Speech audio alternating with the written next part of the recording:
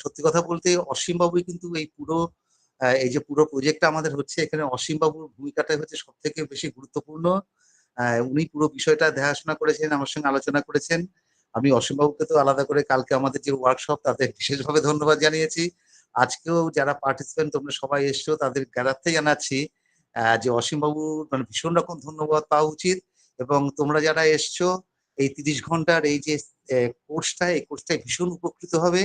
এবং তোমরা সবাই ভালো থেকো, সবাই ঠিকমতো ক্লাসগুলো করো। এই এই অনুরোধটা আমি রেখে সবাইকে আরেকবার শুভেচ্ছা জানাচ্ছি। অসীম বাবুকে আরেকবার ধন্যবাদ জানিয়ে আমি বক্তব্য শেষ করছি। বক্তব্যের কিছু নেই। অসীম বাবুকে আমি অনুরোধ করবো যে আপনি এবারে একদম টেকনিক্যাল পার্টে ঢুকে যান আপনার মতো করে।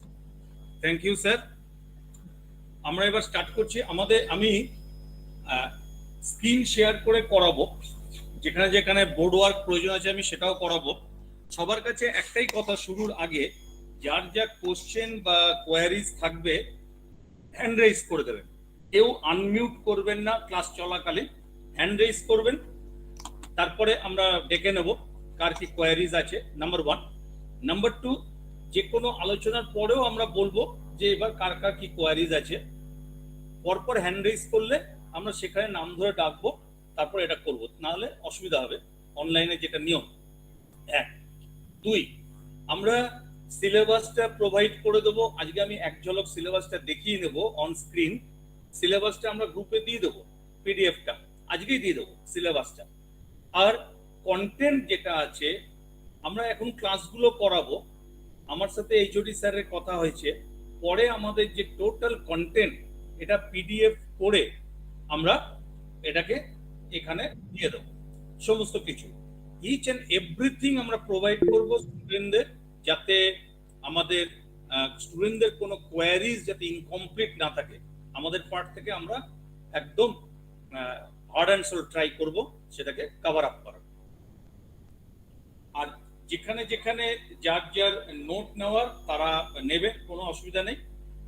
যেভাবে আমরা করি, যেহেতু এটা 30 ওয়ার্ডসের মধ্যে আমাদের থিওরি প্র্যাকটিক্যাল সবকিছু করাতে হবে, তো ন্যাচারালি আমাদেরকে সেইভাবে অ্যাডজাস্ট করে করতে হবে।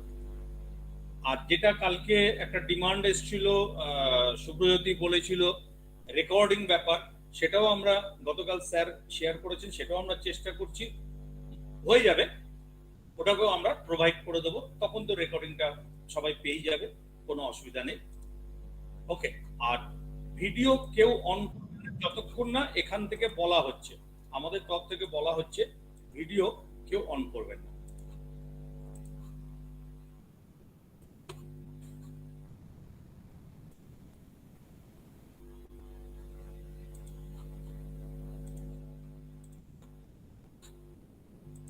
অনুভব স্ক্রিনটা এসছে? হ্যাঁ স্যার, স্ক্রিন এসছে, ক্লিয়ার। পিপিটা এসছে? এসছে। ওকে। আমাদের যে কোর্সটা আছে, certificate course in e filing of tax returns, course objective handling of tax management in a better way. By the by, এই কোর্স অবজেক্টিভটা এটা কিন্তু আমাদের এমএম স্যারের মস্তিষ্ক প্রসূত। স্যারই এই কোর্স অবজেক্টিভটা অনেক ভেবে চিনতে, আমরা অনেকবার অনেক রকম ভেবে তারপর স্যার এটা ফাইনালাইজ করেছে। আমি জাস্ট কি কোর্সের উপর করব সেটা বলেছিলাম, স্যার এটাকে ফাইনালাইজ করেছেন। আমাদের হচ্ছে e filing of tax returns, আর অবজেক্টিভ হচ্ছে ট্যাক্স মানে handling of tax management in a better way. আমরা এখন জানি যে ইনকাম ট্যাক্স রিটার্ন এটা একটা খুব ইম্পর্টেন্ট সাবজেক্ট হয়ে গেছে, এবং বিভিন্ন ইয়ারে বা সেমিস্টারে কোর্সে এটা ইনক্লুড করা হয়েছে সিলেবাসে, ইনকাম ট্যাক্স রিটার্ন। আমার এখানে সায়েন্স, আর্টস, কমার্স সবাই আছে। কমার্সের যারা আছো, তোমরা যখনই সিলেবাসটা দেখবে অনেকটা তোমাদের পরিচিত মনে হবে, হতেই পারে অনেকটা তোমাদের করা মনে হতে পারে, কিন্তু আমি গতকালই বলেছিলাম আমরা স্টার্ট করছি জিরো থেকে। এই জিনিসগুলো, ইন্ট্রোডাকশন গুলো যদি আমাদের না থাকে, তাহলে কিন্তু আমরা প্র্যাকটিক্যালে গিয়ে কভার আপ করতে পারবো না। অতএব যেটা করা আছে সেটাকে রিভাইসের মতন করে ভাবতে হবে। আর আদার্স যারা আছে আর্টস আর সায়েন্সে, তাদের তো কোনো অসুবিধা নেই, টোটালটাই আমরা একদম জিরো থেকে স্টার্ট করছি যাতে সবার সুবিধা হয়। ওকে, আমরা কতগুলো টার্ম নিয়ে একটুখানি আজকে আমরা আলোচনা করব। বিশেষ করে যেহেতু ইনকাম ট্যাক্স এটা একটা ল বা অ্যাক্ট, তো first of all what do mean tax? Tax কিন্তু অনেক রকম হয়। আমরা এখানে দেখতে পাচ্ছি স্ক্রিনে যে tax is the compulsory payment to the government. Sir অনেক কয়জনের প্রবলেম করছে স্যার, জয়েন হতে পারছে না, গ্রুপে দিচ্ছে। এটাই তো মুশকিল হয়ে যায়, ক্লাস আরম্ভ হয়ে গেলে এটাই প্রবলেম হয়ে যায়।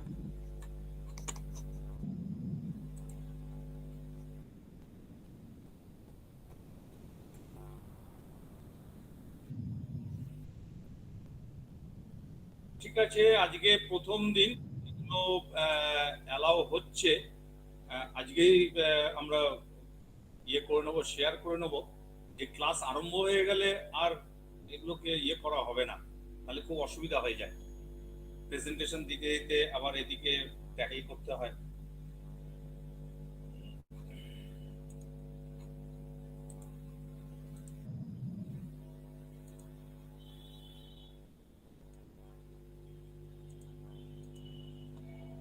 জাস্ট এ মিনিট, 5 মিনিট আমি একটু স্টে করছি।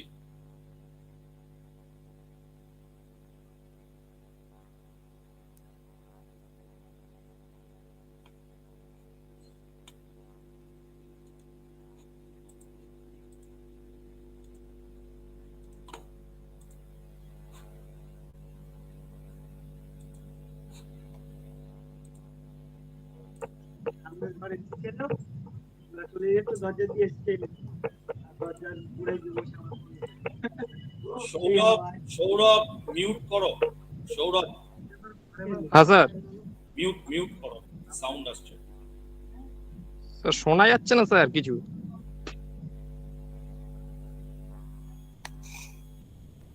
মানিকদা ভয়েস কি ক্লিয়ার নেই? না, আমি আমারটা শুনতে পাচ্ছি, এখন ওদের হয়তো কোনো অসুবিধা আছে, তাহলে আমারটা শুনতে পাচ্ছি না। আপনার সাউন্ডটা হ্যাঁ, খুব এখন শোনা যাচ্ছে স্যার, এখন শোনা যাচ্ছে। শোনা যাচ্ছে? ঠিক আছে, হ্যাঁ হ্যাঁ মিউট। এখন ঠিকঠাক। ওকে, মিউট করে দাও।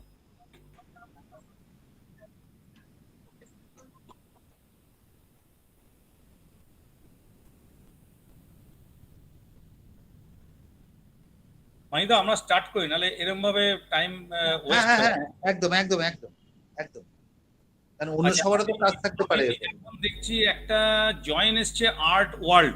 আমি এটাকে অ্যালাউ করতে পারবো না, কারণ আমি অলরেডি ওয়েল অ্যান্ড অ্যাডভান্স আমি জানিয়ে দিয়েছিলাম যে নিক নেমে কোনো অ্যালাউ হবে না, either registered name or mail ID. ওই জন্য এটাকে আমি অ্যালাউ করছি না, কোনো নিক নেমে অ্যালাউ হবে না। এটা অফিসিয়াল ইয়ে হচ্ছে আর কি, অনলাইন হচ্ছে। ওকে মাইদা, তাহলে আজকে এখানে স্টপ রাখছি, আর আমি অ্যালাউ করছি না।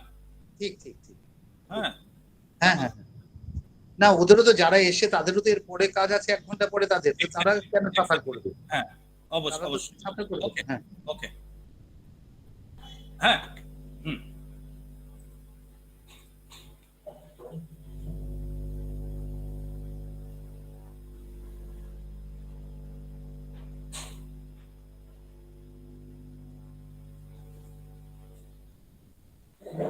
আচ্ছা, আমি আবার প্রথম থেকে শুরু করছি। তাহলে আমরা এখানে ট্যাক্স বলতে কিন্তু একটা জিনিস খেয়াল রাখবো, আমরা মেইনলি ইনকাম ট্যাক্সকে নিয়ে আলোচনা করছি। এই জায়গাটা খুব ভালো করে খেয়াল করতে হবে। আমরা ইনকাম ট্যাক্স, আদার ট্যাক্স নিয়ে আমাদের এখানে আলোচনা কোনো জায়গা নেই। তো ট্যাক্স এমনই একটা জিনিস যেটা আমরা কাউরি কাছ থেকে কালেক্ট করতে পারি না, অলওয়েজ আমরা এটাকে পে করি। এখানে পরিষ্কার বলা হচ্ছে tax is the compulsory payment to the government.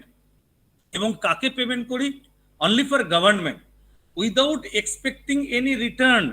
আমরা কোনো সময় বলতে পারি না যে আমি 10,000 টাকা ট্যাক্স দিয়েছি বলে আমাকে একটা গিফট দাও, এটা কোনো সময় বলা যায় না। Without return, the payment collected by the government may be in direct or indirect way from the public.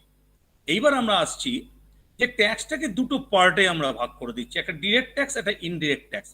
খুব সিম্পল ওয়েতে আমি বলে দিচ্ছি, ডিরেক্ট ট্যাক্স মানে যেটা আমি means as a individual, as a tax payer direct গভর্নমেন্টকে দিচ্ছি। আর ইনডিরেক্ট ট্যাক্স হচ্ছে কোনো মিডিয়ার থ্রু দিয়ে একজন মিডলম্যান থাকবে, জাস্ট এইটুকু আমরা কনসেপ্ট ক্লিয়ার করে নিই। ডিরেক্ট ট্যাক্স, আমি যে ট্যাক্স পেমেন্ট করছি, যে ব্যক্তি বা যে প্রতিষ্ঠান মেবি সে সরাসরি গভর্নমেন্টকে দিচ্ছে। ইনডিরেক্ট ট্যাক্স সরাসরি গভর্নমেন্টের হাতে যাচ্ছে না, আমি পেমেন্ট করছি as a taxpayer through middleman. তাহলে direct tax, when burden of tax and payment of tax both fall on a single person, it is called direct tax. আর indirect tax, when burden of tax and payment of tax fall on different persons, যেটাকে আমি middleman বললাম, it is called indirect tax. এবার আমরা একটা table করে দেখে নিই যে ডিরেক্ট ট্যাক্স আর ইনডিরেক্ট ট্যাক্সটা কিভাবে আমাদের কাজ করে। Direct tax number 1, burden of tax cannot be shifted. Direct tax সবসময় পার্সনকে নিজেকে দিতে হবে, সে আরেকজনের দ্বারা এটা দিতে পারে না। Indirect tax, burden of tax can be shifted to another person. Suppose আমি একটা জিনিস পারচেস করলাম, তার জন্য জিএসটি লাগলো, সেই জিএসটিটা আমি সেলারকে দিলাম, যার থেকে কিনেছি, সে গভর্নমেন্টকে দিল। Next, direct tax number 2, the person liable to pay tax on whom the government imposed tax. Very very important, the person liable to pay tax, সেই ব্যক্তি লায়াবেল হবে যার উপরে গভর্নমেন্ট ট্যাক্স ইম্পোজ করেছেন। তার মানে সাপোজ গভর্নমেন্ট মিস্টার এর উপর ট্যাক্স ইম্পোজ করেছে, তার হয়ে বি ট্যাক্স দিতে পারবে না, quite impossible. This is called direct tax. Indirect tax, the person receiving the benefits liable to pay tax, not the person on whom government imposed tax. The person receiving the benefits, যে বেনিফিটটা receive করেছে সেই হচ্ছে liable tax দেওয়ার জন্য। আর ট্যাক্সটা গভর্নমেন্টের ঘরে পৌঁছবে through বা ভায়া সেলার বা ভায়া মিডলম্যান। এই হচ্ছে ডিরেক্ট আর ইনডিরেক্টের সবচেয়ে বড় তফাৎ। Number 3, it is governed by the Central Board of Direct Taxes, very very important word, CBDT, Central Board of Direct Taxes. এইটা কিন্তু মনে রাখতে হবে সবাইকেই, যারা আমরা আইটি রিটার্নের কাজ করব বা ইনকাম ট্যাক্স নিয়ে কাজ করব, এই সিবিডিটি কথাটা খুব ইম্পর্টেন্ট। আমরা বলেছি আমাদের একটা ছোট হলেও একটা এক্সামিনেশন হবে, সেখানে কিন্তু এগুলোকে নিয়ে একটু চিন্তা ভাবনা করতে হবে, এগুলোর উপরে কোশ্চেন থাকতেই পারে। তো it is govern by the central board of direct taxes, যেটাকে বলি আমরা সিবিডিটি, কিন্তু ইনডিরেক্ট ট্যাক্সকে ইম্পোজ করে। It is governed by the central board of indirect taxes and customs, CBIC, very very important, CBDT CBIC. একটা হচ্ছে central board of direct taxes, central board of indirect taxes and customs. Last of all, direct ট্যাক্সে একটা example দিয়েছি, আমি আগেও বলেছি, income tax. Indirect ট্যাক্সে একটা এক্সাম্পল হচ্ছে আমাদের GST, customs duty, etcetera etcetera. তাহলে আমি যদি জাস্ট ডিরেক্ট ট্যাক্স আর ইনডিরেক্ট ট্যাক্সের যদি একটা সিনপসিস করি একদম সিম্পল ওয়েতে, কোনো এর মধ্যে দ্বিধা থাকার বা কনফিউশন থাকার দরকার নেই। ডিরেক্ট ট্যাক্স মিনস যাকে গভর্নমেন্ট ট্যাক্স ইম্পোজ করেছে সেই হচ্ছে লায়াবল গভর্নমেন্টকে পেমেন্ট করার জন্য। ইনডিরেক্ট ট্যাক্স যে বেনিফিটটা নিচ্ছে, সাপোজ আমি একটা গুডস পারচেস করেছি, তার যে সার্ভিস, সেই সার্ভিসটা আমি কনজিউম করছি, তাহলে আমার দায়িত্ব হচ্ছে সেই গুডসটার জিএসটি পেমেন্ট করা। বাট সেই জিএসটিটা কিন্তু আমি সরাসরি গভর্নমেন্টকে পেমেন্ট করছি না, কারণ গভর্নমেন্ট কিন্তু আমার উপর ট্যাক্স চাপায়নি, গভর্নমেন্ট চাপিয়েছে যে সেলার, মিনস যে জিএসটি আইএন আছে হোল্ডার, যার জিএসটি নাম্বার আছে, তার কাছ থেকে গভর্নমেন্ট কালেক্ট করবে। তার মানে ইনডিরেক্ট ট্যাক্সের মাঝখানে একজন কালেক্টর থাকেন, যার কাজ হচ্ছে ট্যাক্সটাকে কালেক্ট করে গভর্নমেন্টের ঘরে জমা দেওয়া। That's it. এই হচ্ছে ডিরেক্ট ট্যাক্স, ইনডিরেক্ট ট্যাক্স। তাহলে আমরা ট্যাক্সটাকে দুটো ভাগে ভাগ করলাম, direct tax, indirect tax. Direct tax সম্পর্কে আমরা 1, 2, 3 আলোচনা করে নিলাম, কিভাবে ডিরেক্ট ট্যাক্স ইম্পোজ করা হয়। কে কন্ট্রোল করে বা গভর্ন করে, কিভাবে পেমেন্ট করা হয়, ইনডিরেক্ট ট্যাক্স সেম, কিভাবে ইম্পোজ করা হয়, কার দায়িত্ব পেমেন্ট করার, আর গভর্ন করে কে। লাস্ট অফ অল দুটো এক্সাম্পল দিলাম, একটা হচ্ছে ইনকাম ট্যাক্স ডিরেক্ট ট্যাক্স, আর ইনডিরেক্ট ট্যাক্স হচ্ছে এখন সবচেয়ে বেশি পপুলার নাম GST, customs duty, etcetera etcetera. Now এইবার এই ইনকাম ট্যাক্সের কাজ করতে গেলে আমাদের বেশ কিছু টার্মস ইউজ হয়, এগুলোকে একটু বুঝতে হবে। আমি বললাম যে যে ট্যাক্স দেবে তো তার একটা নাম আছে, ইনকাম ট্যাক্সের ভাষায় তার একটা নাম আছে, এটাকে আমরা বলি এসএসসি, যার বাংলা হচ্ছে নির্ধারী। এসএসসি সেকশন 27, যেহেতু ইনকাম ট্যাক্স এটা একটা ল অ্যাক্ট, প্রত্যেকটা সেকশন অনুযায়ী এখানে কাজ হয়। এসএসসি সেকশন 27, তাহলে SSC means a person who is liable to pay tax on his her own income. আমরা তাহলে এইবার চলে আসছি, আমরা ট্যাক্সটা দুভাগে ভাগ করে দিলাম, ডিরেক্ট ট্যাক্স, ইনডিরেক্ট ট্যাক্স। এবার আমরা কিন্তু ডিরেক্ট ট্যাক্স নিয়ে আলোচনা করব, মিনস ইনকাম ট্যাক্স। আমরা আর ইনডিরেক্ট ট্যাক্সের দিকে যাচ্ছি না, ইনডিরেক্ট ট্যাক্স আমাদের এখানে আলোচনা শেষ। আমরা চলে যাচ্ছি ইনকাম ট্যাক্সের জায়গায়, ডিরেক্ট ট্যাক্স। সেখানে এসএসসি কাকে বলছি? যে ইনকামটা করছে তাকেই ট্যাক্স দিতে হয়, সেই হচ্ছে এসএসসি।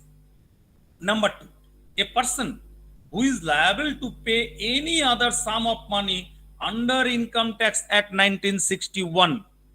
1961 অনুযায়ী যদি তার কোনো ইনকাম হয় এবং তার উপর যদি সে লায়াবল হয় পে করতে, তাহলেই তাকে আমরা বলবো SSC. Means for example interest, penalty, etcetera etcetera. আমি একটা এক্সাম্পল দিচ্ছি। আমাদের প্রত্যেকের সেভিংস অ্যাকাউন্ট আছে ব্যাংকে। এই সেভিংস অ্যাকাউন্টে আমরা একটা ইন্টারেস্ট এনজয় করি। এই যে ইন্টারেস্টটা, এই ইন্টারেস্টটা কিন্তু আমার ডিপোজিটের উপরে এক্সট্রা ইনকাম, আমার একটা এক্সট্রা ইনকাম জেনারেট হচ্ছে, রিমেম্বার ইট। সেই ইনকামটার একটা পার্টিকুলার অ্যামাউন্ট পর্যন্ত আমাদের ইনকাম ট্যাক্স দিতে হয় না, তার উপরে গেলে আমরা ট্যাক্স পে করতে বাধ্য। তাহলে এনি পার্সন যার এই ইন্টারেস্টটা ইনকাম হয়েছে এবং ম্যাক্সিমাম লিমিটটা ক্রস করে গেছে, সেই কিন্তু ইনকাম ট্যাক্স ডিপার্টমেন্টের চোখে tax payer. Tax payer means SSC under section 27। Next, number 3, a person in respect of whom any proceedings under Income Tax Act 1961 has been taken. কি বলছে প্রসিডিং গুলো? A, for the assessment of his her income or fringe benefits or loss. B, for the assessment of income or loss of any other person in respect of which he, এখানে W পড়ে গেছে, sorry, he or she is assessable. যে কোনো income বা loss, loss কতটা আসে যখন আমরা হেডস অফ ইনকাম পড়ব, যখন তার কোনো বিজনেস থাকে। For example, income or loss of the minor child is assessable in the hands of either parent as per section 64(1)(a। আমরা জানি যে মাইনর, যার 18 বছর হয়নি, সে কোনো রকম কন্ট্রাক্ট করতে পারে না। ইনকাম ট্যাক্সের চোখেও কিন্তু সে এসএসসি নয়, কারণ যেহেতু সে মাইনর। কিন্তু বলা হচ্ছে যে তার যদি কোনো ইনকাম বা লস থাকে, এবং আমরা জানি যে মাইনরের যে প্যারেন্ট থাকে সে তখন হয়ে যায় এসএসসি, এটা মাথায় রাখতে হবে। বা মাইনরের যে পাওয়ার অফ অ্যাটর্নি যার থাকে সে হয়ে যায় ইনকাম ট্যাক্সের চোখে এসএসসি। তাহলে ইনকাম ট্যাক্সের চোখে কিন্তু শুধুমাত্র যে ট্যাক্স পে করছে সেই এসএসসি না, যে ইনকাম করছে, যে বেনিফিশিয়ারি, যে বেনিফিটটা এনজয় করছে, সেও এসএসসি। কিন্তু যদি সে মেজর হয় ওয়েল, কিন্তু যদি মাইনর হয় তাহলে মাইনরের যে প্যারেন্ট আছে বা তার যে দায়িত্বে আছে 64(1)(a) অনুযায়ী সে হয়ে যাবে SSC. Number C, for determination of the amount of refund due to him or her or such other person. এই যে রিফান্ড, এটা আমরা যখন একটু ডিপে চলে যাব তখন আমরা দেখতে পাবো অনেক সময় ট্যাক্স রিফান্ড হয়। তো এই যখন রিফান্ডের কেস আসে তখনও কিন্তু তাকে আমরা ইনকাম ট্যাক্সের চোখে অ্যাসেসি বলবো। নাম্বার 4, অ্যাসেসির অনেক বড় ক্রাইটেরিয়া আছে। Number 4, a person who is deemed to be an assessee under any provisions of the IT Act 61, deemed to be an assessee means assessee মতন, deemed to be an assessee কি বলছে, legal heirs or legal representative of a deceased person, section 159। আমি একটু আগে বললাম মাইনরের কথা, কোনো diseased person থাকতে পারে, অ্যাবনর্মাল পার্সন থাকতে পারে, যে লিগালি যাকে দায়িত্ব দেওয়া আছে আইনত আমি অমুকের দায়িত্ব নিয়েছি এটা বললে হবে না, কোর্টের থেকে আইনত করে আনতে হয়। যদি সেরকম হয় সেকশন 159 অনুযায়ী সেই ব্যক্তি তখন ইনকাম ট্যাক্সের চোখে আইটি অ্যাক্ট 1961 অনুযায়ী হয়ে যাবে অ্যাসেসি। Or the trustee of A trust, trustee আমরা জানি অনেক রকম অ্যাসোসিয়েশন আছে, তার মধ্যে ট্রাস্টি একটা অ্যাসোসিয়েশন। এই ট্রাস্টিও কিন্তু ইনকাম ট্যাক্সের চোখে একজন অ্যাসেসি।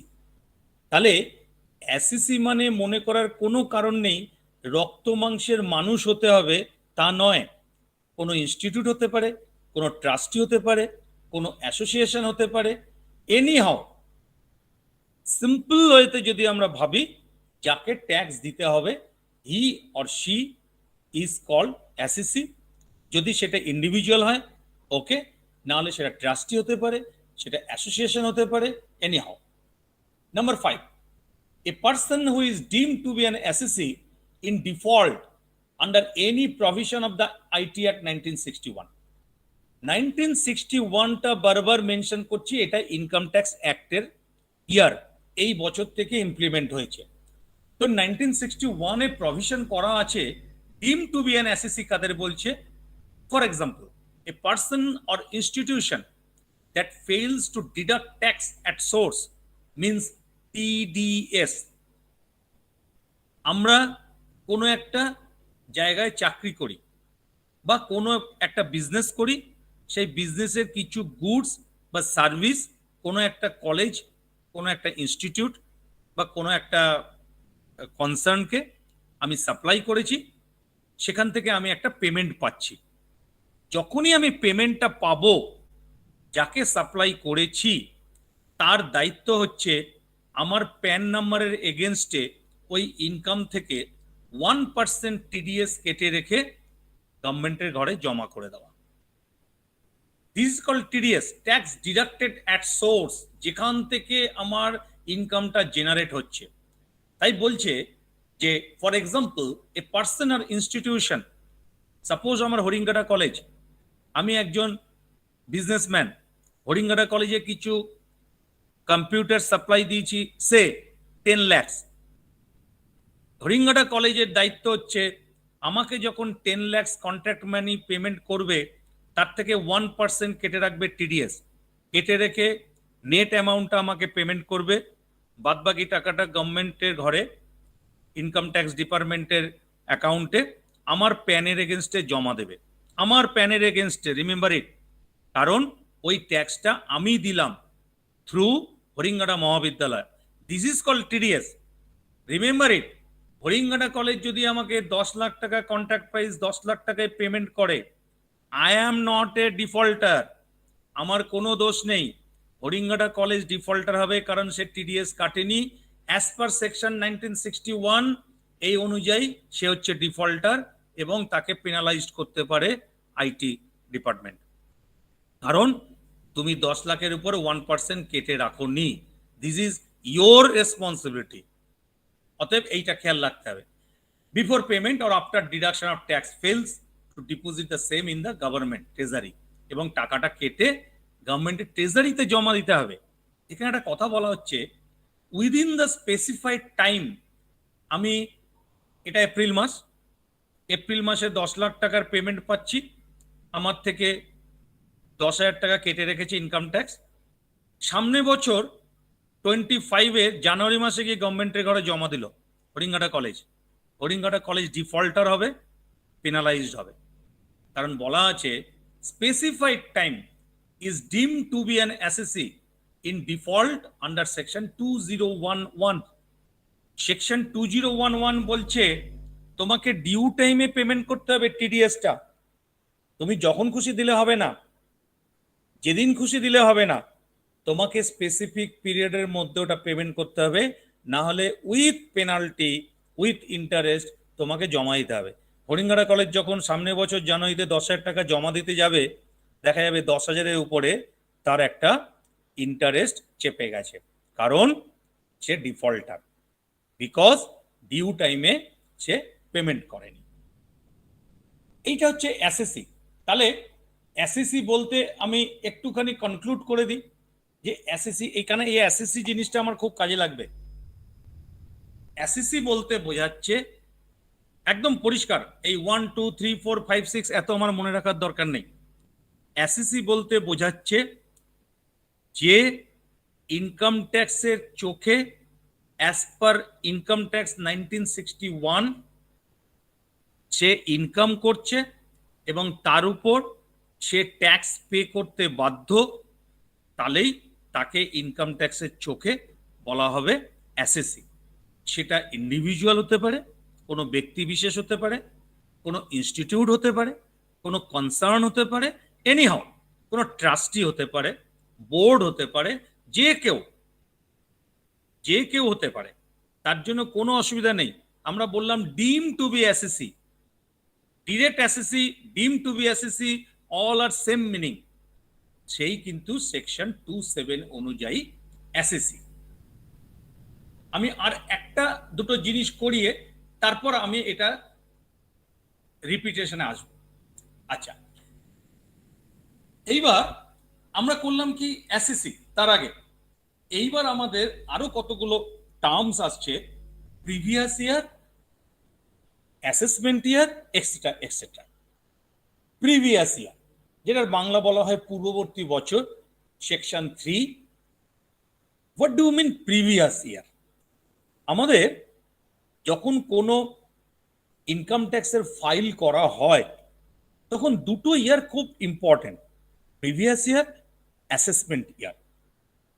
এই জায়গাটা স্টুডেন্টদের একটু প্রথম কনফিউজড হয়ে যায় তারা। খুব সিম্পল ওয়েতে আমি বলছি, আমাদের 12 মাস 12 মান্থসটাকে আমরা এইভাবে ডিস্ট্রিবিউট করেছি। আমাদের একটা একাডেমিক সেশন আছে June to May, July to June academic session, calendar session আছে January to December, financial year আছে এপ্রিল টু মার্চ। আমরা প্রত্যেকেই জানি যে government of India, government of state একটা বাজেট ডিক্লেয়ার করে, সেটা ইমপ্লিমেন্ট হয় 1 April to next year 31 March. তো এপ্রিল টু মার্চ এটা হচ্ছে আমাদের ফিনান্সিয়াল ইয়ার, এবং এটাকে আমি বোঝানোর জন্য এইভাবে বলি, এটা হচ্ছে ট্যাক্সেবল ইয়ার। তাহলে এবার আমরা কিভাবে হিসাবটা করব? খুব সহজ, আমি একটা এক্সাম্পল দিচ্ছি। আমরা এখন বসে আছি আজকে 27 এপ্রিল 2024, তার মানে 24-এর 1 এপ্রিল থেকে একটা ফিনান্সিয়াল ইয়ার শুরু হয়ে গেছে। ইনকাম ট্যাক্সের নিয়ম অনুযায়ী আগে আমরা ইনকাম করব, তারপর আমরা ট্যাক্স দেব। Just a minute.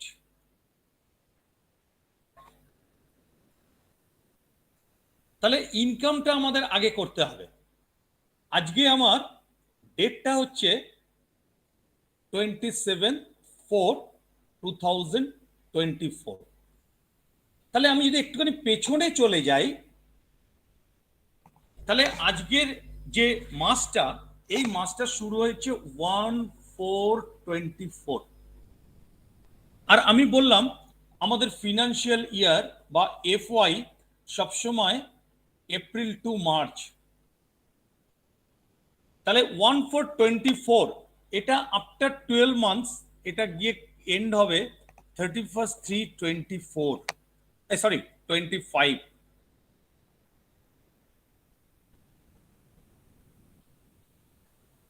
31/3/25. This is 12 months. তাহলে আমি 1/4 থেকে ইনকাম করা আরম্ভ করেছি, 31 দিন পর্যন্ত আমি ইনকাম করব এই 12 মাস। এই ইনকামটা হওয়ার পর যেই আমার স্টার্ট হয়ে যাবে 1/4/24/25, সেই বছরে যেই আরম্ভ হবে 1/4/25, সেই বছরটা শেষ হবে গিয়ে 31 মার্চ 26। তাহলে আমি এই যে 1/4/24 টু 31 মার্চ 25, এই যে বছরটাতে ইনকাম করলাম, এটাকে একদিকে বলা হয় ফিনান্সিয়াল ইয়ার, আরেকদিকে আমি বলি এটা ইনকাম ইয়ার, এবং এটাকেই আমরা এখন যেটা আলোচনা করছি সেই ভাষায় বলছি প্রিভিয়াস ইয়ার, পিওয়াই। আর যে বছরটাতে বসে আমি ক্যালকুলেট করব income tax, means 1/4/25 to 31 March 26 is called assessment year, AY। তাহলে প্রিভিয়াস ইয়ার কোনটা? যে বছরে আমি ইনকাম করব, this is called previous year. আমার এখানে কিন্তু সেটাই বলা হচ্ছে যে প্রিভিয়াস ইয়ার হচ্ছে যে বছরে আমি ইনকাম করব, সেটাই হচ্ছে প্রিভিয়াস ইয়ার, এবং সেটা হতে হবে এপ্রিল টু মার্চ। আর আমার যখন ওই মার্চ 25 শেষ হয়ে যাবে, তাহলে তারপরে যখন আরম্ভ হবে সেই পিরিয়ডটাকে আমি বলবো আমার অ্যাসেসমেন্ট ইয়ার, বা এটার আরেকটা নাম হচ্ছে ট্যাক্স ক্যালকুলেট ইয়ার বা ট্যাক্স ক্যালকুলেশন ইয়ার। তাহলে প্রিভিয়াস ইয়ারে আমি ইনকাম করি, প্রিভিয়াস ইয়ারের পরের ইয়ারে আমি ট্যাক্স পেইড করি। প্রিভিয়াস ইয়ারটা আমার সবচেয়ে বেশি important. 12 months from 1/4/24 to 31 March 25। যার যা কোয়ারিজ আছে, কনফিউশন আছে, নোট ডাউন করে রাখবে। আমি যখন পার্টটা শেষ করব, একটা একটা করে কোশ্চেন আমি অ্যাকসেপ্ট করব এবং তার আনসার দেওয়ার চেষ্টা করব। তাহলে previous year 1 April to 31 March.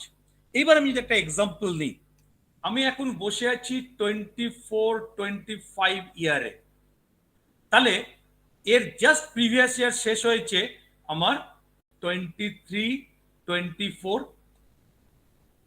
কারণ আমার আজকে 27 তারিখ, জাস্ট 27 দিন আগেই আগের বছরটা শেষ হয়েছে 23/24। তাহলে 1 এপ্রিল টু 31 মার্চ 24, এই ইয়ারটা হচ্ছে আমার প্রিভিয়াস ইয়ার। আর আমি এখন যেখানে বসে আছি 24/25, এটা হচ্ছে অ্যাসেসমেন্ট ইয়ার। একদম আমরা যেটা লেটেস্ট, এটা নিয়ে আমরা আলোচনা করব আমরা যখন প্রবলেম সলভ করব এর উপরেই। তাহলে প্রিভিয়াস ইয়ার মিন্স হচ্ছে income year, assessment year means হচ্ছে ট্যাক্স ক্যালকুলেটিং ইয়ার। দুটো ইয়ারই স্টার্ট হয় এপ্রিল থেকে March. Okay, this is called previous year. নাও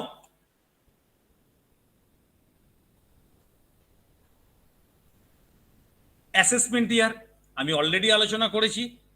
তাহলে প্রিভিয়াস ইয়ারের পরে অ্যাসেসমেন্ট ইয়ার, তার মানে এখন আমি যদি বলি অ্যাসেসমেন্ট ইয়ার কোনটা চলছে 1/4/24 টু 31 মার্চ 25, আমি এখানে একটা এক্সাম্পল দিয়েছি। Assessment year is a period of 12 months which starts from 1st April and ends on 31st March of the next year. The period of 12 months is fixed by the statute. For example, for the assessment year 24/25 starts from 1/4/24 and ends on 31st March 25. আমি just যেটা বোর্ডে draw করলাম সেটাই বলা হয়েছে। এবং number 4-এ বলা হচ্ছে assessment year is the forward year of previous year, means 23/24 previous year, তার ফরওয়ার্ড ইয়ার হচ্ছে assessment year. That is after 1 year forward from previous year.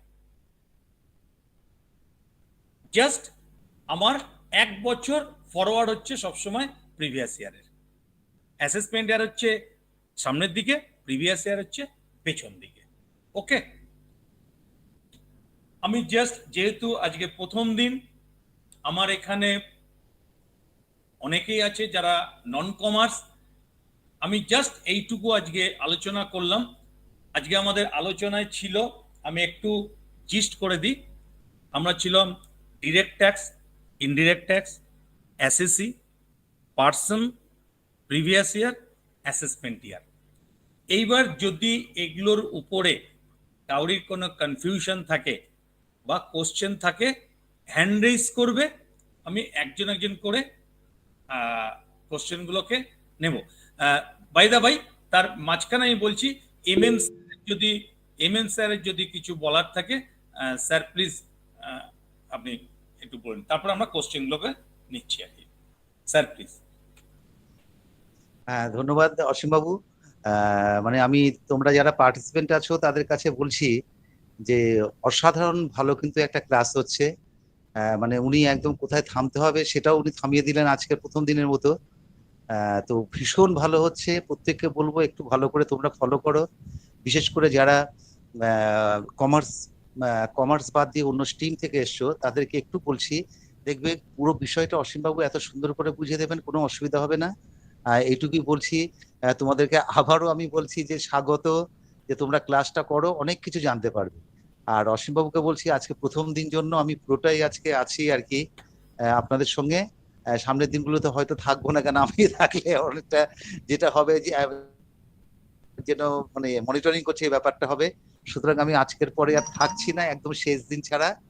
এইটুকু সবাইকে বলে সবাইকে আবার একবার শুভেচ্ছা এবং ধন্যবাদ জানিয়ে আমার বক্তব্য শেষ করলাম। এবং অসীমবাবুকে ব্যক্তিগতভাবে বলছি, আপনি নন টেকনিক্যালি দারুণ ব্যাপারটা বোঝাচ্ছেন, বিশেষ করে যারা আর্টস এবং সায়েন্স থেকে এসছে। আপনি চালিয়ে যান, আমি আছি আজকের মতো, এইটুকুই সবাইকে বললাম আর। হ্যাঁ না স্যার, আমার একটা রিকোয়েস্ট আছে, মনিটরিং না, অ্যাজ এ কলিগ আমি রিকোয়েস্ট করব, যদি প্রতিদিন নাও সম্ভব হয়, কিন্তু মাঝে সাঝে আপনার এন্ট্রিটা বা প্রেজেন্সটা আমাদের দরকার। অ্যাজ এ কলিগ আমি রিকোয়েস্ট করব যে আপনি থাকবেন স্যার।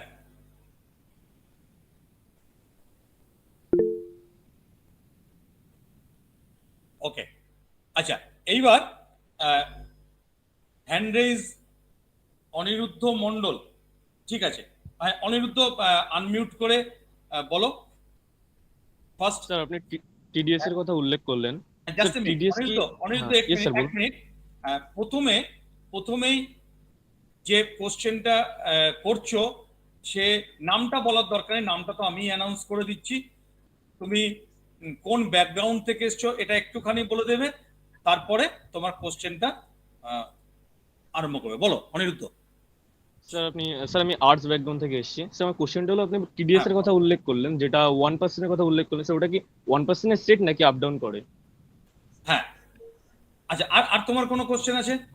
ইয়েস স্যার, বলছি ওটা কোন মিনিমাম লিমিটেশন আছে যে এত টাকার পরে সেটা টিডিএস এর আন্ডারে কনক্লুড হবে?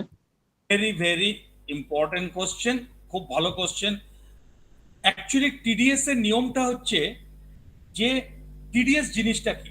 টিডিএসটাকে বলা হয় ট্যাক্স ডিডাক্টেড অ্যাট সোর্স। আমি একটা এক্সাম্পল দিয়েছিলাম যে আমি হরিঙ্গাটা কলেজকে 10 লাখ টাকার কম্পিউটার সাপ্লাই করেছি। ন্যাচারালি আমার সাপ্লাইটা যখন কমপ্লিট হয়ে যাবে, হরিঙ্গাটা কলেজ আমাকে 10 লাখ টাকা পেমেন্ট করতে বাধ্য। এখানে কোনো আর দ্বিতীয় কোনো কথা নেই। কিন্তু হরিঙ্গাটা কলেজ আমাকে 10 লাখ টাকা পেমেন্ট করবে না অ্যাজ পার আইটি অ্যাক্ট। সে আমাকে করবে কি, 1% কেটে রাখবে, কেটে রেখে সে আমাকে পেমেন্ট করবে। এইবার রইল, why sir 1%, why not 1.5% or 0.5%? Income tax অ্যাক্টে পরিষ্কার বলা আছে টিডিএস সবসময় 1% কেটে রাখতে হবে, অলওয়েজ, এটাই ফিক্সড, এর থেকে কম না। 1% কেটে রেখে আমাকে দেবে, এবং আমার প্যানের এগেনস্টে তার আগে আমার থেকে প্যান নাম্বার নিয়ে নেবে। আমি যাব, আমরা যখন ডিটেলসে যাব, তখন এই টিডিএসটা কিভাবে কেটে রেখে এটাকে দেওয়া হয় এর একটা সার্টিফিকেট ইস্যু করতে হয়। যেহেতু কথাটা আসলো আমি বলে দিচ্ছি, টিডিএস শুধু কাটলে হবে না, কেটে রেখে আমাকে একটা স্পেসিফিক টাইমের পর সার্টিফিকেট ইস্যু করতে হবে হরিঙ্গাটা কলেজকে, না হলে কিন্তু হরিঙ্গাটা কলেজ লায়াবেল হয়ে যাবে আমাকে যদি সার্টিফিকেট না ইস্যু করে। তো অনিরুদ্ধ, এটা হচ্ছে 1%, TDS must.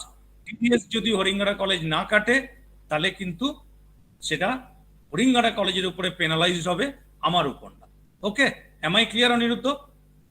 Yes sir, clear. But minimum কোনো লিমিটেশন আছে যে এত টাকার পরে আমাকে টিডিএস দিতে হবে, নাকি আমি না। যে কোনো ট্রানজাকশনে টিডিএস দেওয়া যে লাগবে? কোনো ট্রানজাকশন, নিয়ম হচ্ছে যে কোনো ট্রানজাকশন। কারণ তুমি যে জায়গাটা যেতে চাইছো, যে আমরা জানি যে একদম সিম্পল ওয়েতে 2.5 লাখ টাকা আমার ইনকাম থাকলে ট্যাক্স দিতে হবে না, কিন্তু আমি যখন 2.5 লাখ টাকা কিন্তু আমার ট্যাক্সেবল ইনকাম। 2.5 লাখ টাকা মানে এই নয় আমি 2.5 লাখ টাকা ইনকাম করেছি, নো, সমস্ত ছাড় দেওয়ার পরে 2.5 লাখ টাকা। তাহলে আমার পক্ষে মিন্স হরিঙ্গাটা কলেজের পক্ষে জানা সম্ভব না কে ট্যাক্সের আওতায় পড়ছে বা পড়ছে না। ইনকাম ট্যাক্স ডিপার্টমেন্ট বলছে তোমার কিচ্ছু করার দরকার নেই, তুমি অ্যাজ এ পেয়ার, তুমি যে টাকাটা পেমেন্ট করছো, তুমি সিম্পলি স্ট্রেট ওয়েতে যাকে পেমেন্ট করছো, সেলারকে বা সার্ভিস প্রোভাইডারকে 1% কেটে রাখো, ব্যাস। অতএব আমার ওখানে দেখার দরকার নেই।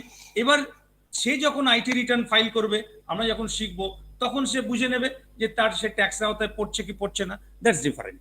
কিন্তু যিনি সার্ভিস নিচ্ছেন বা গুডস পারচেস করছেন মিন্স বায়ার, তার দায়িত্ব হচ্ছে পেমেন্টের সময় সবসময় 1% কেটে রাখা। Is it clear Aniruddha? Yes sir, এটা ক্লিয়ার। হ্যাঁ, অনুভব বলো। অনিরুদ্ধ হ্যান্ডটা ডাউন করে দেবে। অনুভব বলো, কি বলছো? স্যার হ্যাঁ, বাইদা ভাই আমি একটা রিপোর্ট দিয়ে দিই, মানিক স্যার আছেন। স্যার, আমার কিন্তু আজকে যারা প্রেজেন্ট আছে তাদের রেকর্ড নিয়ে নেওয়া হয়েছে, আচ্ছা, আচ্ছা, আমাদের রেকর্ড ঠিক আছে, এসে গেছে। ওকে, ঠিক আছে অসীমবাবু, ঠিক আছে। অনুভব প্রসিড। হ্যাঁ বলছি স্যার, এই ইনকাম ট্যাক্স জিনিসটা ইনকামের উপর মানে অ্যাসেসির যে ইনকামের উপর তার উপর চার্জ করা হয়, তার উপর ট্যাক্সটা নেওয়া হয়। তো যে কিন্তু যে টিডিএসটা নেওয়া হচ্ছে সেটা হচ্ছে পেমেন্টের উপর, সে যে কি পে করছে তার উপর একটা পার্সেন্টেজ কেটে রাখা হচ্ছে আগাম। তাহলে ইনকাম ট্যাক্সের প্রিন্সিপাল হচ্ছে ইনকামের উপর আমি ট্যাক্স চার্জ করাবো, কিন্তু টিডিএসটা আমি তার পেমেন্টের উপর, তার এক্সপেন্ডিচারের উপরে পার্সেন্টেজ হিসেবে চার্জ করালাম। জিনিসটা এগেইনস্ট দ্য প্রিন্সিপাল হয়ে গেল নাকি? আর দ্বিতীয় কোশ্চেন হচ্ছে যে এইভাবে আগাম ট্যাক্সটা কেটে রাখার তাৎপর্য কি? আমি তো এই পরবর্তী বছরের শেষে ট্যাক্সটা অ্যাসেস করব, অ্যাসেস করলে তো তার ইনকাম সমস্তটাই জানতে পারবো। Very good. কোশ্চেন শেষ তো অনুভব? Yes sir. হ্যাঁ, হ্যান্ডস ডাউন করে দাও। Very good. অ্যাকচুয়ালি ইনকাম ট্যাক্সের উপরে ট্যাক্স দিতে হয়। আমরা বারবার বলছি ইনকামের উপরে ট্যাক্স, তার নাম ইনকাম ট্যাক্স। আমি আবার বলছি, যেটা অনিরুদ্ধর প্রশ্ন ছিল, আমি একজন এসএসসি, মিস্টার অসীম সিনহা, আমি হরিঙ্গাডা কলেজকে গুডস প্রোভাইড করেছি, সেখান থেকে আমি একটা ইনকাম করেছি, isn't it? Point of view me, আমি কিন্তু ইনকাম করেছি। এবার আমার এই ইনকামের উপরে দায়িত্ব হচ্ছে আমার ট্যাক্স দেওয়া, যেটা অনুভব বলেছে 100% পারফেক্ট। কিন্তু ইনকাম ট্যাক্স ডিপার্টমেন্ট বলছে আমি যখন ট্যাক্স দেব তখন কবে দেব? After 31 March. আমি আজকে এপ্রিল মাসে 10 লাখ রুপিস 10 লাখ অ্যামাউন্টের কম্পিউটার সাপ্লাই করলাম। সামনে বছর মার্চের পরে আমি তখন ট্যাক্স ক্যালকুলেট করব, তখন আমি আমার ইনকামের উপর ট্যাক্স দেব। গভর্নমেন্ট ট্যাক্স ডিপার্টমেন্ট বলছে না, যখনই ইনকাম জেনারেট হবে তখনই তোমাকে ট্যাক্স দিতে হবে, যখনই জেনারেট হবে। তাহলে আমি 10 লাখ টাকা ইনকাম করলাম, তাহলে একবার ট্যাক্স দিলাম। আবার 2 মাস বাদে 5 লাখ টাকা ইনকাম করলাম, আবার ট্যাক্স দিলাম। তাহলে কি আমি সারা বছর ধরে ট্যাক্স দেব? না, দরকার নেই। তুমি একবারে দাও 12 মাসের পরে। কিন্তু তোমার ইনকামটা যার কাছে জেনারেট হয়েছে তাকে একটা দায়িত্ব দেওয়া হচ্ছে তোমার হয়ে ট্যাক্সটা পেমেন্ট করে দেওয়া, তোমার থেকে কেটে নিয়ে। এটাই হচ্ছে TDS, tax deducted at source. ইনকামটা যেখান থেকে জেনারেট হবে সেই জেনারেশন পয়েন্ট থেকে ট্যাক্স কেটে নিতে হবে। এটা হচ্ছে নিয়ম। আমি বছরের শেষে গিয়ে দেব, সেটা আমার ট্যাক্স আমি দেব, কিন্তু আমি যখনই পার্টে পার্টে ইনকাম করব আমার ট্যাক্স কেটে নেবে কে? যে আমাকে পেমেন্ট করছে সে। অতএব টিডিএস আমাকে টাইম টু টাইম দিয়ে যেতে হবে। একদম শেষে গিয়ে যখন আমার হিসাব হবে, suppose at the end of the previous year আমার ওখানে হিসাব হলো আমাকে ট্যাক্স দিতে হবে সে 50,000 টোটাল ট্যাক্স, আমি টিডিএস দিয়ে দিয়েছি আজ পর্যন্ত 20,000, নেট ফিগার 30,000 আমাকে ট্যাক্স দিতে হবে, not 50,000। Already through out the year 20,000 আমি টিডিএস পেমেন্ট করেছি। ইনকাম ট্যাক্স ডিপার্টমেন্ট বলছে তোমাকে আর দিতে হবে না, 20,000 তো আমি পেয়ে গেছি, কিন্তু উইদাউট টিডিএস তোমাকে কোনো ইনকাম করা যাবে না, যে পেমেন্ট করছে সে liable. Is it clear Anubhav? Clear sir. Okay, অতএব টিডিএসটা একটা মারাত্মক ভাইটাল ব্যাপার। এই টিডিএস আমি এরপরে করাবো, টিডিএস টিসিএস। এই টিডিএসটা ভালো করে জেনে রাখো, ইন ফিউচারে তোমরা যখন কোনো অ্যাডমিনিস্ট্রেটিভ পোস্টে যাবে বা অ্যাকাউন্টস পোস্টে যাবে তখন কিন্তু তোমাদেরকে মাথায় রাখতে হবে এই টিডিএস এর ব্যাপারটা। যদি টিডিএস ফেলিওর হয় তাহলে কিন্তু যে ট্যাক্স পেয়ার তাকে কোনো পেনালাইজ করবে না, যে ট্যাক্স কালেক্টর মিন্স ইউ, যে টাকাটা পেমেন্ট করেছে তাকে ইনকাম ট্যাক্স ডিপার্টমেন্ট ধরবে। আচ্ছা, আর তোমার কি কোশ্চেন ছিল আরেকটা অনুভব? বলছিলাম স্যার, তাহলে যে প্রতিষ্ঠানগুলোর কথা বললেন, কোন কোন ধরনের প্রতিষ্ঠানের এই টিডিএসটা কেটে রাখা compulsory? Each and every institute, কোনো ইয়ে নেই, যে কোনো ইনস্টিটিউট, যে কোনো ইনস্টিটিউট, যে কোনো ইনস্টিটিউট যার নাকি ইনকাম ট্যাক্সের চোখ। আচ্ছা, এইখানে যখন কথাটা উঠলো, এগুলো অ্যাকচুয়ালি প্রথম দিন অনেক অ্যাডভান্স এসে গেছে। টিডিএস কাটার সিস্টেম, টিডিএস কখন কাটা হয় এটা আমি পরবর্তী সময় আলোচনা করব। Okay sir. হ্যাঁ, ঠিক আছে। অনুভব হ্যান্ড ডাউন করে দাও। হ্যাঁ, সায়নজিৎ বলো, সায়নজিৎ বলো। স্যার আমার এফআই বা এফআইআই কাইন্ড অফ একটা কোশ্চেন আছে, যে ইনকাম ট্যাক্স অ্যাক্টটা আসলে কোন মিনিস্ট্রি করেছিলেন? ইনকাম ট্যাক্স এটা তো ফিনান্স মিনিস্ট্রি থেকে হয়। আচ্ছা, এখানে বাই দা বাই বলে দিই, এখানে বিশ্বরূপও আছে, বিশ্বরূপ মুখার্জি ল পড়ছে আমাদের। যে কোনো আইন সেটা কিন্তু আগে আমাদের রাজ্যসভা লোকসভায় পাস হয়, আলোচনা হয়, পাস হয়। যে কোনো আইন, ভারতবর্ষে যত রকম আইন আছে লোকসভায় যাবে, রাজ্যসভায় যাবে, ভোটাভুটিতে পাস হবে, রাষ্ট্রপতির কাছে যাবে, তারপর সেখানে রাষ্ট্রপতির সই হবে, তখন সেটা ইমপ্লিমেন্ট হবে। ওই জন্য যে কোনো অ্যাক্টের আগে এটা জেনে নাও, তার আগে যেটা থাকে সেটা হচ্ছে বিল। বিল থাকে, রাষ্ট্রপতির সই হওয়ার পর সেটা অ্যাক্ট হয়। তো ফিনান্স বিল বলে একটা বিল থাকে, সেই ফিনান্স বিলের মধ্যে ইনকাম ট্যাক্স অ্যাক্টকে ঢোকানো হয়।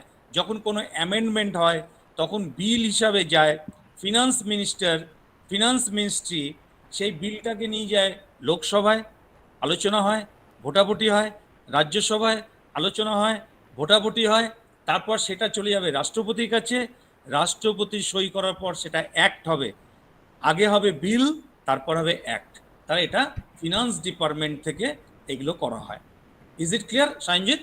হ্যাঁ স্যার, ঠিক আছে। ওকে। আর স্যার সেকেন্ড কোশ্চেন থাকবে যে সার্ভিস ট্যাক্স গুলো কি ইনডাইরেক্ট ট্যাক্সে পড়ে? Exactly, all service tax is called indirect tax. যে এখন আমরা একটুখানি আলোচনা করে দিচ্ছি, আমরা যত ইনডিরেক্ট ট্যাক্স ছিল প্রচুর, সেটা কোনো এক সময় আমরা কোর্স করানোর সময় আমরা নিয়ে আসব। আমাদের ইচ্ছা আছে এরপরে জিএসটির উপরে কোর্স করানো। তো সমস্ত ইনডিরেক্ট ট্যাক্সগুলোকে নিয়ে একটা আমব্রেলা করা হয়েছে, তার নাম হচ্ছে GST, goods and service tax. এই জিএসটিটাই হচ্ছে সমস্ত রকম গুডস, দুটো কথা আছে, দুটো ওয়ার্ড, গুডস অ্যান্ড সার্ভিস, এইটাকে করা হয়েছে অল ইনডিরেক্ট ট্যাক্স এক্সেপ্ট কিছু আছে খুব কম, বাদবাকি সবাই। ওকে, আকাশ, আকাশ চক্রবর্তী বলো। হ্যাঁ স্যার, যেটা বলার ছিল যে আমরা যদি কোনো জবে জয়েন করি, এবার কোম্পানি থ্রুতে কি টিডিএসটা আর ইনকাম ট্যাক্সটা কাটবে? আচ্ছা, খুব ভালো প্রশ্ন। তুমি জবে জয়েন করেছো মানে তুমি চাকরি করছো। তুমি যখন চাকরি করছো, মজা দেখো, খুব ভালো প্রশ্ন করেছে অনিরুদ্ধর প্রশ্নটা আর আকাশের প্রশ্নটা। এবার যদি রিলেট করো, আমি সবাইকে বলছি, খুব সুন্দর উত্তর পাবে। অনিরুদ্ধ করেছিল টিডিএস এর উপরে, আকাশ বলছে আমি জব করছি, তাহলে কি আমি তো ইনকাম করছি, তাহলে কি আমার উপর টিডিএস কাটবে? এইখানে নিয়ম হচ্ছে, ইনকাম ট্যাক্স ডিপার্টমেন্ট বলছে তুমি তো জব করছো, রেগুলার ইনকাম করছো। আমি হরিঙ্গাটা কলেজকে একবারই 10 লাখ টাকা কম্পিউটার সাপ্লাই করেছি, আর তুমি জব করছো আকাশ, 12 মাস ধরে তুমি স্যালারি পাচ্ছ। তোমার দায়িত্ব, তোমার এমপ্লয়ার যে তোমার মালিক, তার থেকে বেশি তোমার দায়িত্ব তোমার এমপ্লয়ারকে বলা যে আমার মাসে মাসে একটা ট্যাক্স কেটে নিন। This is call advance tax. এই ট্যাক্সটা তোমার এমপ্লয়ার তোমার হয়ে কোয়ার্টারলি ইনকাম ট্যাক্স ডিপার্টমেন্টের ঘরে জমা দেবে। সাপোজ তোমার 1000 টাকা করে কাটা হয়েছে, 12 মাসে 12,000 টাকা। তুমি at the end of the 31st March হিসাব করে দেখলে তোমার 15,000 টাকা ট্যাক্স দিতে হবে। 12,000 টাকা already paid advance tax, 3,000 only তুমি সেলফ অ্যাসেসমেন্ট ট্যাক্স জমা দেবে। অতএব এই ক্ষেত্রে এটাকে বলা হয় টিডিএস না, এটাকে নাম চেঞ্জ হয়ে গিয়ে এসে যায় অ্যাডভান্স ট্যাক্স। আমাদের সিলেবাসে আলোচনার মধ্যে আছে। ইজ ইট ক্লিয়ার আকাশ? হ্যাঁ স্যার, ঠিক আছে। আচ্ছা, আর কেউ আছো হ্যান্ড রেইজ? দেখি লিস্টে, না হ্যান্ড রেইজ নেই আর কাউরির। Any question or any queries যদি কাউরির থাকে বলো। সুমিত বলো, সুমিত বলো। স্যার যদি ব্যাংক থেকে কোনো ইন্টারেস্ট পায় বা এলআইসি থেকে পেলে। Sumit hold on, Sumit hold on. আমি বলেছিলাম, আচ্ছা আকাশ তোমার ব্যাকগ্রাউন্ড কি? স্যার আর্টস ডিপার্টমেন্ট থেকে। মানে পাস্ট না অ্যাপিয়ার? Appearing sir. অ্যাপিয়ার, ঠিক আছে। প্রত্যেকে তোমার ব্যাকগ্রাউন্ডটা বলবে, আর যারা হরিঙ্গাটা কলেজ ছাড়া অন্য ইনস্টিটিউট থেকে এসছো তারা ইনস্টিটিউটের নামটা বলবে। হ্যাঁ সুমিত বলো, কোন ব্যাকগ্রাউন্ড? সুমিত? হ্যাঁ sir, B Com honours. College? Kanchrapara college থেকে। কাঁচাপাড়া কলেজ। হ্যাঁ সুমিত প্রসিড। স্যার বলছি, যদি আমি ব্যাংক থেকে ইন্টারেস্ট পেলাম বা কোনো অন্য জায়গা থেকে টাকা পেলাম, তখন কি টিডিএস কাটা হয়? অবভিয়াসলি, ব্যাংক থেকে যখন তুমি ইন্টারেস্ট পাও, ব্যাংক টিডিএস কেটে রাখে। ব্যাংক টিডিএস কেটে রাখে। যদি তুমি 15G ফর্ম ফিল আপ না করো, তাহলে ব্যাংক টিডিএস কেটে রেখে তোমার প্যানের এগেনস্টে ইনকাম ট্যাক্স ডিপার্টমেন্টের ঘরে জমা দিয়ে দেবে। পরে যখন তুমি হিসাব করবে তখন দেখবে তোমার ওটা অ্যাডজাস্ট হয়ে গেছে।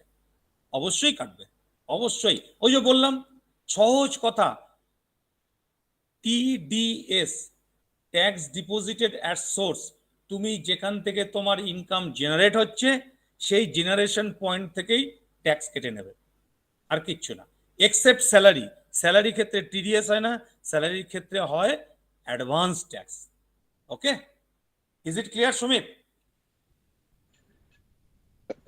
আচ্ছা, আর বলো, আর যদি কাউরি কোনো কোশ্চেন থাকে। বিশ্বরূপ, বিশ্বরূপ মুখার্জি, বিশ্বরূপ ক্লিয়ার হয়েছে কিছুটা? বিশ্বরূপ?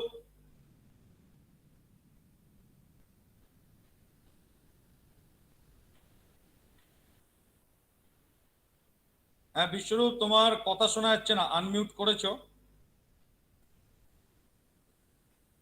কথাটা ক্লিয়ার আসছে না। আচ্ছা, সৌরভ মন্ডল বলো। সৌরভ? স্যার বলতে চাইছি যে স্যার ব্যাংক আমাদের এর প্যানের মানে পার্মানেন্ট অ্যাকাউন্ট এর এগেনস্টে যে টাকাটা কেটে নিচ্ছে, সেটা কি পরবর্তীকালে ফেরত পাবে? মানে কোনো কেউ যদি চাই? অবশ্যই, অবশ্যই, নিশ্চয়ই। আমি যখন টিডিএস নিয়ে আলোচনা করব অবশ্যই রিফান্ড পাবে। শুধু জেনে রাখো, সে যদি ট্যাক্সের আওতায় না পড়ে অবশ্যই রিফান্ড পাবে, অবশ্যই। তার জন্য কতগুলো ক্রাইটেরিয়া আছে, সেগুলো আমরা শিখিয়ে দেবো, অবশ্যই পাবে। খুব ইম্পর্টেন্ট কোশ্চেন করেছো, অবশ্যই। Is it clear Sourav? বলো আকাশ, বলো আকাশ বলো। হ্যাঁ স্যার, যেটা বলার ছিল যে প্যান কার্ডের। আকাশ জাস্ট মিনিট, দিশানি হোল্ড করো, আমি তোমার কাছে আসছি। হ্যাঁ আকাশ বলো। হ্যাঁ স্যার, যে প্যান কার্ডের সঙ্গে টিডিএস এর। সৌরভ মিউট করো, সৌরভ মিউট করো। হোল্ড করতে হলো। হ্যাঁ আকাশ বলো। হ্যাঁ স্যার, বলছি যে প্যান কার্ডের সঙ্গে টিডিএস এর রিলেশনটা কি আছে? আচ্ছা, এখন এত সুবিধা হয়েছে যে আমাদের সর্বত্র প্যান আর আধার আমাদের লিংক এই জন্যই করা হয়েছে। তুমি পৃথিবীর যেখানে থাকো, যা ইনকাম করো, সব কিন্তু তোমার প্যানের এগেনস্টে ইনকাম হবে। কিরকম? তুমি বলতে পারো স্যার প্যানের এগেনস্টে কি করে হলো? আমি হরিঙ্গাড়া কলেজকে যখন 10 লাখ টাকার কম্পিউটার সাপ্লাই করলাম, হরিঙ্গাড়া কলেজের যিনি অ্যাকাউন্টসের ডিপার্টমেন্টে আছেন তিনি বলবেন আপনার প্যান নাম্বার দিন। কেন? আমার প্যান নাম্বার দেবো কেন? আপনার প্যান নাম্বার না দিলে আপনাকে কন্ট্রাক্ট প্রাইস পেমেন্ট করতে পারবো না। ওই যে টিডিএসটা কাটবে, কেটে আমার প্যান নাম্বারে জমা যেই দেবে ওইটা আমার অ্যাকাউন্টে চলে আসবে। অতএব প্যান নাম্বারের এগেনস্টে যেখানে যেখানে টিডিএস কাটা হয়, যেখানে যেখানে অ্যাডভান্স ট্যাক্স কাটা হয়, সব তোমার ওখানে ফাইনালাইজড হয়ে চলে আসবে। এটাই নিয়ম। ইজ ইট ক্লিয়ার আকাশ? হ্যাঁ স্যার। ওকে, অনুভব বলো কি কোশ্চেন আছে তোমার?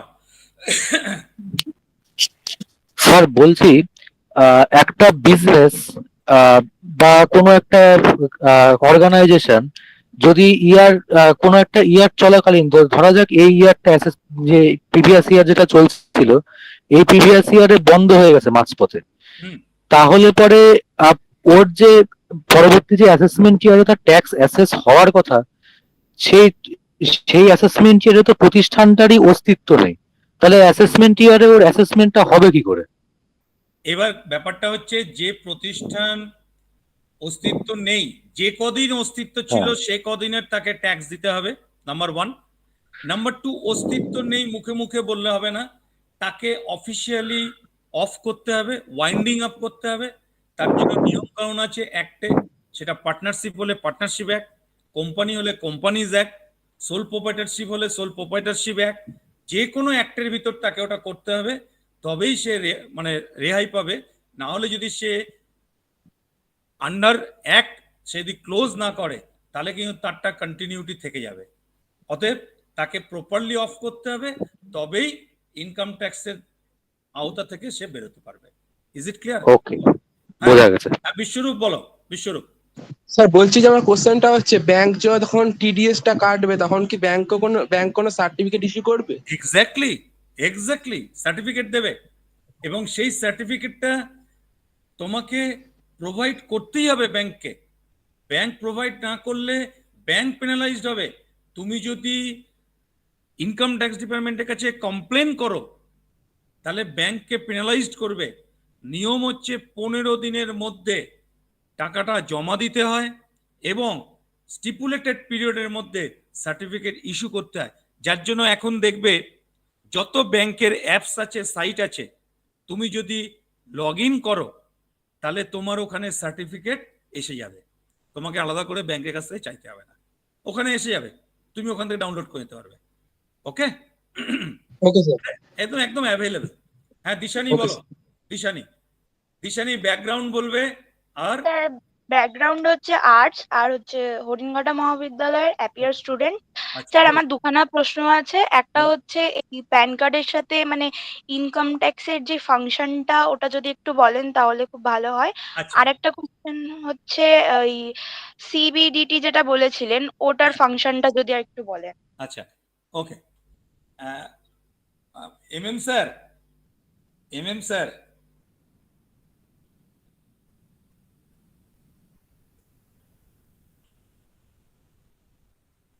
আচ্ছা এমএম স্যার আনমিউট করুন, তবে বলছি। হ্যাঁ মানিক স্যার শোনা যাচ্ছে? তুমি যেটা বললে প্যান কার্ডের সাথে এখন নিয়মটা হয়েছে, আমি আগেই বললাম বিশ্বরূপ যখন বলছিল আমাদের। হ্যাঁ এমএম স্যার, হ্যাঁ হ্যাঁ হ্যাঁ, বলছি ফার্স্ট ডেতে মানে একটা কথা আছে আমার মনে পড়ে গেল, খুব ভালো লাগে, মর্নিং সোজ দি ডে। হ্যাঁ হ্যাঁ হ্যাঁ, মর্নিং সোজ দি ডে। অনুভব, সুমিত এরা বিকম এর স্টুডেন্ট, এরা কোশ্চেন করছে, করুক, না করলেও ঠিক আছে। কিন্তু আদার্স যারা আছে নন কমার্স, তাদের থেকে এমন এমন কিছু কোশ্চেন আসছে যেগুলো টিপিক্যাল ইনকাম ট্যাক্সের কোশ্চেন। ভীষণ সুন্দর কোশ্চেন হচ্ছে, ভীষণ সুন্দর কোশ্চেন হচ্ছে। ইনকাম ট্যাক্সের কোশ্চেন হ্যাঁ হ্যাঁ হ্যাঁ হ্যাঁ ভালো লাগছে, ওই জন্যই বললাম মর্নিং সোলস দি ডে। আশা হ্যাঁ, করছি একদম ঠিক আছে। আমাদের যে অবজেক্টিভ, আমাদের যে মোটো এই কোর্সটা করানোর, সেটা আফটার 30 ইয়ার্স আমরা ম্যাক্সিমামটা, আমি 100% কোনো সময় বলতে পারবো না, কারণ শেষ নেই ভালোর, ম্যাক্সিমামটাই আমরা কভার আপ করে দেবো তোমাদের, এবং একটা ভালো আইডিয়া তোমরা নিয়ে এখান থেকে বেরোতে পারবে এই কোর্সটা কমপ্লিট করার পর, এটা শিওর। অ্যাটলিস্ট তোমার বাড়িতে যদি কেউ আর্নিং মেম্বার থাকে, ট্যাক্স পেয়ার, তার ইনকাম ট্যাক্সের কিছুটা তুমি তাকে গাইড করতে পারবে, এটা আমি একদম ডিটারমাইন। আচ্ছা, দিশানি যেটা বলছিলেন, থ্যাংক ইউ স্যার। দিশানি যেটা বলছিলে, তোমার এখন তুমি যদি ব্যাংকে টাকা জমা দিতে যাও 50,000 টাকার ওপরে, দেখবে তোমাকে বলবে প্যান নাম্বার লিখুন, তোমার প্যান নাম্বারটা লিখতে হবে। তোমাকে কেউ পেমেন্ট করবে, তার কাছে তোমার প্যান নাম্বারটা লাগবে। প্যান নাম্বার এমনই জিনিস যেখান থেকে তোমার সমস্ত আয়, বিশেষ করে আয়, সমস্ত কিছু এই প্যানের এগেনস্টে চলে আসে তোমার অ্যাকাউন্টে। আমরা যখন প্র্যাকটিক্যালি দেখব আইটিআর ফাইলিং এর সময় কিভাবে এগুলো আসে, তুমি যদি ভাবো তাহলে বুঝতে পারবে না যে কিভাবে আসছে। আমি দিচ্ছি না, চলে আসছে। কিছুক্ষণ আগে সৌরভ বলল যে ব্যাংকের থেকে ইন্টারেস্ট পেয়েছি, কিভাবে যাচ্ছে। এমনভাবে সফটওয়্যার তৈরি করা আছে যে তোমার লুকোনোর কোনো জায়গা নেই। তুমি যদি বাড়িতে টাকা এনেও রেখে দাও, তাও লুকোতে পারবে না, ঠিক সোর্স দিয়ে বেরিয়ে যাবে প্যানের থ্রু দিয়ে। অতএব প্যানটাকে এইভাবেই করা হয়েছে। আমরা যখন ডিটেলস প্যানে যাব তখন আমরা করব। আর CBDT, central board of direct taxes, actually আমাদের কতগুলো, প্রত্যেকটা জায়গায় কতগুলো কনসার্ন বা ডিপার্টমেন্ট আছে যাতে কন্ট্রোলিং পাওয়ার দেওয়া হয়। তো এই ডিরেক্ট ট্যাক্স বা ইনকাম ট্যাক্সটা যারা কন্ট্রোল করে ইনকাম ট্যাক্স ডিপার্টমেন্টের আন্ডারে, তাদেরকে বলা হয় central board of direct tax, সিবিডিটি। এরাই ইনকাম ট্যাক্সের যাবতীয় নিয়ম কানুন, কি থাকবে, কি চলে যাবে, কোনটা নতুন করে আসবে, কোনটা আছে কিন্তু সেটাকে একটু রিমডেলিং করা, আপডেট করা, এগুলো সবই সিবিডিটি করে থাকে। Is it clear Dishani? হ্যাঁ স্যার। স্যার আমরা আরেকটা, হ্যাঁ, আমি বলছি বলুন। একটু তুমি বলতে পারো, আমরা যারা পড়াশোনা করছি স্টুডেন্ট বা টিচাররা, আমাদের সাবজেক্টের সিলেবাস আমরা কোত্থেকে পাই বলো দিশানি? সিলেবাসটা আমাদের কে তৈরি করে? Sir, university. ইউনিভার্সিটি। তাহলে হ্যাঁ। আমাদের কাছে সিবিডিটি হচ্ছে ইউনিভার্সিটি। ইউনিভার্সিটি সিলেবাস তৈরি করবে, ইউনিভার্সিটি আমার রুট ম্যাপ তৈরি করবে, কবে ক্লাস আরম্ভ হবে, কবে পরীক্ষা হবে, কবে রেজাল্ট বেরোবে, সিলেবাস কি হবে, সবই সেটা আমরা পড়াবো। সিবিডিটি ঠিক ইনকাম ট্যাক্সের নিয়ম কানুন সমস্ত তৈরি করে সিবিডিটি। হ্যাঁ, আরেকটা কি বলছিলে বলো?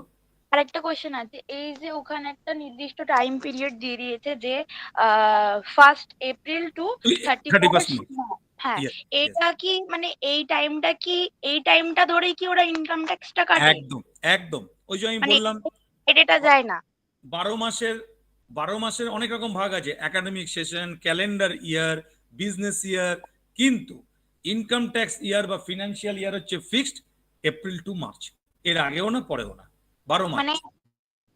ট্যাক্সটা দিতে হবে আর কি 1 এপ্রিল না 31 মার্চ?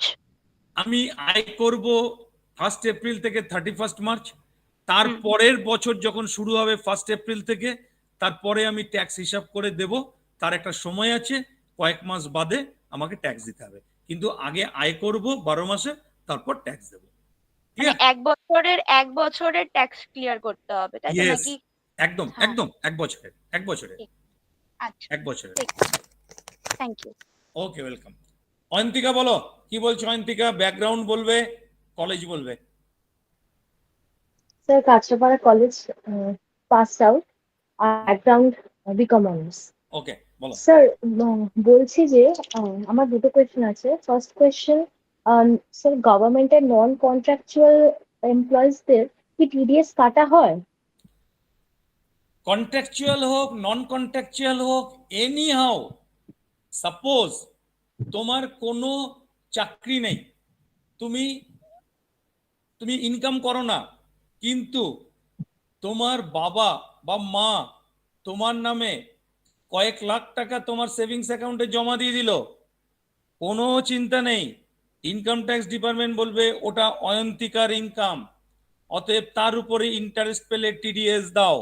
তারপর তুমি প্রমাণ করবে আমি ট্যাক্সের আওতায় পড়ি না, অতএব আমাকে টিডিএসটা ফেরত দিন। প্রমাণ করতে হবে আইটিআর দিয়ে। ইনকাম ট্যাক্স ডিপার্টমেন্ট স্যাটিসফাইড হলে তোমার টিডিএস ফেরত পেয়ে যাবে। অতএব contractual, non contractual, government, semi government, non government প্রত্যেককেই ট্যাক্স দিতে হবে। ভারতবর্ষের মাটিতে বসে তুমি কোনো ইনকাম করলে তার উপর তুমি ট্যাক্স দিতে বাধ্য। Is it clear? Okay sir. আর স্যার আরেকটা কোয়েশ্চেন, আপনি বললেন একটা হয় ডিরেক্ট ট্যাক্স, একটা হয় ইনডিরেক্ট ট্যাক্স। ইনডিরেক্ট ট্যাক্সের আন্ডারে পড়ে কাস্টমস ডিউটি আর জিএসটি। এবার স্যার জিএসটি আপনি বলেন ইনডিরেক্টলি পেমেন্ট করা হয়, মানে ডিরেক্টলি মানে আমরা পেমেন্ট করি না, ঠিক আছে। এবার স্যার ইনডিরেক্টলি কার মারফতে আর কিভাবে পেমেন্ট করা, যদি প্রসেসটা আমি জানি আপনি হয়তো পরে বুঝাবেন, বাট একটু জাস্ট জিস্ট যদি বুঝিয়ে দেন। তুমি একটা 5 স্টার রেস্টুরেন্টে গিয়ে, হোটেলে গিয়ে খাওয়া দাওয়া করেছো, 1000 টাকার বিল হয়েছে, 18% সার্ভিস চার্জ তোমার থেকে কেটেছে, 180 টাকা। তুমি কাকে দেবে? তুমি হোটেল মালিককে দেবে বা রেস্টুরেন্টের যিনি অ্যাকাউন্টেন্ট তাকে দেবে। তার দায়িত্ব সেটা গভর্নমেন্টের ঘরে জমা দিয়ে দেওয়া। তুমি গভর্নমেন্টের ঘরে গিয়ে জমা দেবে না, ওই 180 টাকা সে জমা দেবে। Is it clear? Okay sir, thank you sir. This call indirect tax. হ্যাঁ সৌরভ, সৌরভ বলো কি বলছো? আমরা জাস্ট 15টা বাজে, আর আমরা একটা দুটো কোশ্চেন নিয়ে আজকের সেশনটা কমপ্লিট করবো। হ্যাঁ সৌরভ কিছু বলবে, বলো। হ্যাঁ স্যার বলতে চাইছি স্যার, কোনো ব্যক্তি যদি ব্যাংকের মানে টাকা একটা নির্দিষ্ট অ্যামাউন্টের থেকে টার্ন ওভার করে ফেলে, মানে 20 লাখের বেশি, তা স্যার সেক্ষেত্রে স্যার কি করবে? মানে সে কি নিজে থেকে ট্যাক্স কাটাবে না ব্যাংক অটোমেটিক ট্যাক্স কাটিয়ে নেবে? তাকে নিজের থেকে ট্যাক্স কাটানোর কোনো দরকার নেই। ও যখন সেভিংস অ্যাকাউন্টে জমা দিয়েছে, ব্যাংকের দায়িত্ব তার থেকে টিডিএস কাটা। আচ্ছা, ও 20 লাখ টাকার উপর টিডিএস কাটবে না, 20 লাখ টাকার উপর যে ইন্টারেস্ট পাবে। রিমেম্বার ইট, সৌরভ জিজ্ঞেস করলে আমি সবাইকে আগেই বলে দিচ্ছি, খেয়াল রাখবে তুমি যে টাকাটা ডিপোজিট করেছো তার উপর কিন্তু ট্যাক্স কাটবে না, তাহলে মহাবিপদ। এক্সট্রা যেটা ইনকাম করছো, মিন্স 20 লাখ টাকা তোমার আসল, তুমি 2 লাখ টাকা ইন্টারেস্ট পেয়েছো, 2 লাখ টাকার উপরে 1% করে টিডিএস কেটে রাখবে extra, not 20 lakhs, only 2 lakhs। Clear Sourav? Okay okay okay, আশা করছি আজকের মতন আর কাউরির কোনো কোশ্চেন নেই, কোয়ারিজ নেই। আমরা প্রথম দিন করলাম, আমি টোটাল যে আলোচনা হলো এর পিডিএফটা আমি গ্রুপে শেয়ার করে দেবো, তোমরা ডাউনলোড করে নিতে পারবে, টাইম মতন শেয়ার করে দেবো। কামিং যে ক্লাসগুলো আছে সেই ক্লাসগুলোর শিডিউল আমি আর আমার এইচওডি স্যার আলোচনা করে তোমাদের ওখানে দিয়ে দেবো, কোনো অসুবিধা নেই, তোমরা সমস্ত কিছু পেয়ে যাবে। আর আমি একটু সুনন্দা ম্যাডামকে একটু আনমিউট করতে হলো। সুনন্দা ম্যাডাম। হ্যাঁ স্যার বলুন। ম্যাডাম আপনার কাছ থেকে একটু হেল্প লাগবে, আপনি একটু হেল্প করবেন এই ক্লাসের ব্যাপারে? হ্যাঁ নিশ্চয়ই নিশ্চয়ই নিশ্চয়ই স্যার। তো মোটামুটি আজকে যতটুকু যা আছে, কারণ এখানে আমি আপনি এমএম স্যার বাদ দিয়ে সবাই আমাদের স্টুডেন্ট, সবাই। হ্যাঁ হ্যাঁ হ্যাঁ। তো মোটামুটি আজকে যতটুকু আছে এইটুকুর মধ্যে ঠিকঠাক আছে কিনা আপনি একদম? হ্যাঁ হ্যাঁ স্যার ঠিক আছে, ঠিক আছে, একদমই ঠিক আছে। আর বেসিকটা তো একটু জানা প্রয়োজন, কারণ আর্টস এবং সায়েন্সের স্টুডেন্টদের জন্য বিশেষ করে, কমার্সটা তাও এগুলো একটু টাচ আপে আছে, বাট ওরা তো নতুন, হয়তো ওদের কাছে বিষয়টা কেউ কেউ জানে হয়তো, মানে ওর প্রশ্ন শুনে বোঝা যাচ্ছিল যে ওদের অনেকটা ইন্টারেস্ট আছে আর কি। তো খুব ভালো ক্লাস হয়েছে স্যার, আর আপনি তো খুব সুন্দর ইলাবোরেট করলেন, খুব ভালো লাগলো। ওকে, থ্যাংক ইউ। অ্যাকচুয়ালি তোমাদের বেশ কয়েকদিন আমাদের থিওরিগুলোকে না আলোচনা করলে এই কোশ্চেনগুলো আসবে না, আর এই কোশ্চেনগুলো যদি না আসে, আলোচনা না হয়, আমরা যখন প্র্যাকটিক্যাল করাবো তখন গিয়ে কিন্তু পদে পদে আটকে যাব। প্র্যাকটিক্যাল করানোর সময় আমি যদি বলি যে প্রিভিয়াস ইয়ারে বলো, তখন যদি তুমি প্রিভিয়াস ইয়ার না বলতে পারো তাহলে ওই জায়গাটা তুমি করতে পারবে না। কোনো একটা সেকশন ধরে যখন ওখানে কাজ করতে হবে, সেই সেকশনের যদি ব্যাকগ্রাউন্ড না জানতে পারো তাহলে হবে না। আমাদের কিন্তু আগে থিওরি এসছে, তারপর প্র্যাকটিক্যাল এসছে, অতএব থিওরিটা কিন্তু আমাদের একটু ইচ্ছা না থাকলেও, ভালো না লাগলেও আমাদের থিওরিটা করতেই হবে। থিওরিটা যদি ভালো করে করি, প্র্যাকটিক্যালটা খুব ইজি হয়ে যাবে, কোনো ব্যাপার না। ওকে, তাহলে আজকে আশা করছি আর কারোর কোনো কোয়ারিজ বা রেজিং হ্যান্ড আর নেই এখানে লিস্টে, কোনো প্রশ্ন নেই। আমি এমএম স্যারকে বলবো, তাহলে স্যার যদি পারমিশন দেন আজকে ক্লাসটা আমরা এখানে অফ করব। একদম ঠিক আছে অসীম বাবু, আপনি যেভাবে এগোচ্ছেন আপনি ওদেরকে বলুন যে আজকে আপনি ক্লাসটা শেষ করলেন। Okay, thank you sir, thank you sir, good night. আমরা আজকে ক্লাস অফ করছি এখানে। আমরা নেক্সট শিডিউলটা আমরা শেয়ার করে দেবো আমাদের গ্রুপে। Okay, thank you. Good night sir. Good night sir. Good night sir.